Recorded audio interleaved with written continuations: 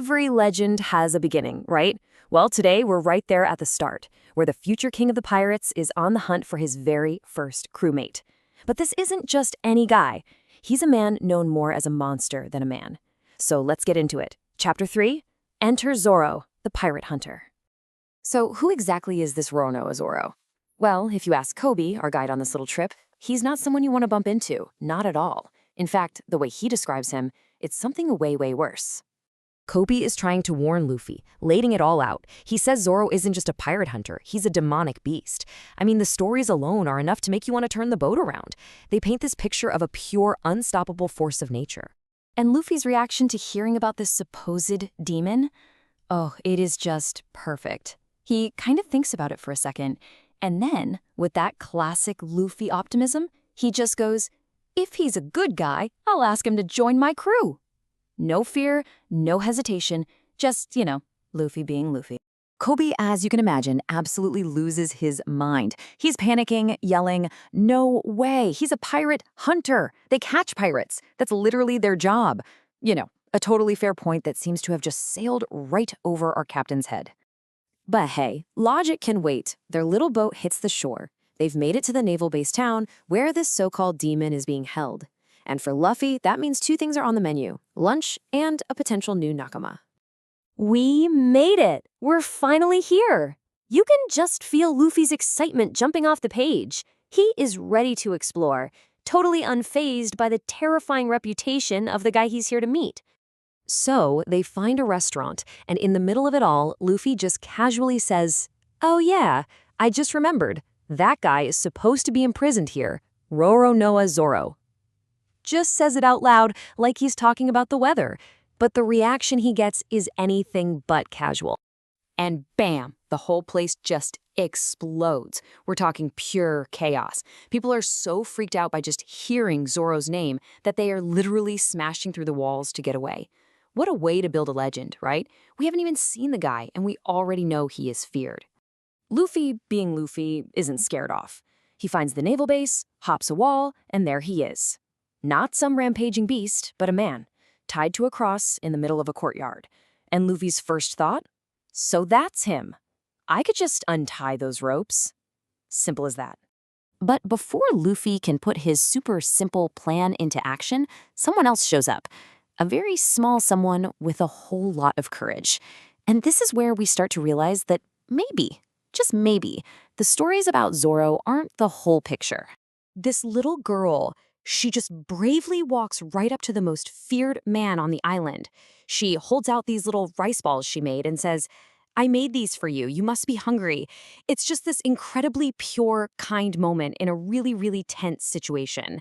But Zoro's reaction? Man, it is harsh. He just glares at her and barks, "I'm not hungry. Get lost. Take that stuff and beat it." It seems like, okay, yep, the demonic beast reputation is true. But why? Why would he be so cruel to a kid? Something feels off. And then this guy shows up, making a whole scene. "You shouldn't be mean to little girls, Roronoa Zoro." This is Helmeppo, the son of the base commander, Captain Morgan. He's acting all heroic, but you can tell from Zoro's face that this is not the good guy. And yep, sure enough, instead of being a hero, Helmeppo just snatches the food right out of the girl's hands. He's mocking her, saying, "Oh, did you make these for me? Why, thank you." The switch from fake hero to total bully is, instant. Then it gets even uglier. He takes one bite and starts screaming, "Disgusting! It's sweet, you put sugar on it." And then he just stomps her gift, this thing she made from the heart, into the dirt while she's crying. And right there, you start to figure it out. The real monster in this yard might not be the one tied up. After his goon literally tosses the little girl over the wall, Helmeppo starts taunting Zoro, reminding him of some kind of deal. "Only 20 days left, Zoro! Survive for 1 month, and I'll set you free, ha ha ha." So it's a test of survival, with freedom as the prize. Or so he says. Okay, so after seeing all of that go down, Luffy decides it's time to talk to Zoro himself. He's seen the cruelty of the Marines here, and he's seen the unbelievable toughness of this prisoner. Now it's time to make his offer. Luffy does not mess around. He gets right to it. "I want you to join my pirate crew." And Zoro's answer is just as direct. "A pirate? Don't be stupid. You think I'd lower myself to become a criminal? No thanks." It's a hard no. I mean, a pirate hunter becoming a pirate, that's just crazy talk. And this, right here, tells you everything you need to know about Zoro's willpower. He explains the deal. If I can last 1 month, they promised they'd let me go. I have something I must accomplish. He truly believes he can do it on his own. He doesn't need help, especially not from some kid who wants to be a pirate. But then Luffy does something that changes everything.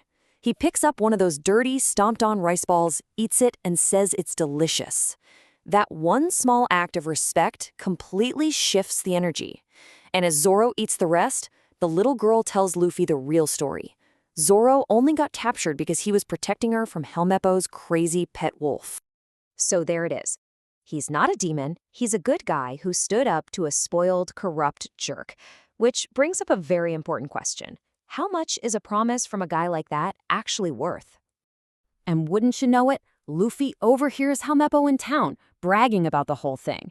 The ugly truth comes spilling out. The promise was just a joke. He's laughing, saying he's just a stupid beast for believing it. In 3 days, I'm gonna have him publicly executed.